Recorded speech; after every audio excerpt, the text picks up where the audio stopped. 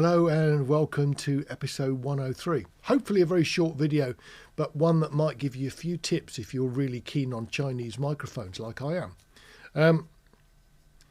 There's a few of these microphones. They're made by Thomann, so they're a Chinese microphone. This particular one's branded T-Bone, which is their own make for microphones. T-Bone is an SC-100.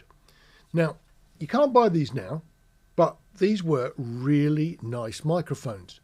But they do come up second-hand fairly often, certainly on things like eBay. If you're looking on social media sort of sites, you'll often see these things for sale. They weren't mega expensive, but they're a nice, solid, chunky mic, small electric, decent sound, ideal for drum overheads, I've discovered, but just a really nice mic. But you see lots of them come up for sale faulty. And the usual thing is, really good mic, it doesn't work anymore, stop working, and they go for next to nothing. I suppose really it's a bit of a design flaw, but it's a really simple thing to fix. And I've got a couple of these things, and I think I paid about £10 for that one, and about £12 I think for that one, both described on eBay as faulty. And they're not.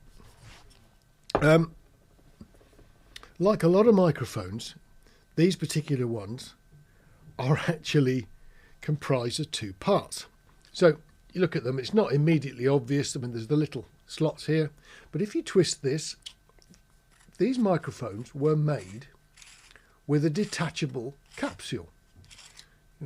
So in actual fact, you end up with something like this. I presume the original idea was that you could buy hypercardioids or maybe omnis and screw them on in place. Well, the design flaw is that in there is a little tiny spring-loaded pin that makes contact with the pin that's in here, and it oxidizes. I mean, basically, it just tarnishes on the end. It doesn't make contact. The microphone's dead, and loads of people don't know that these ends come off.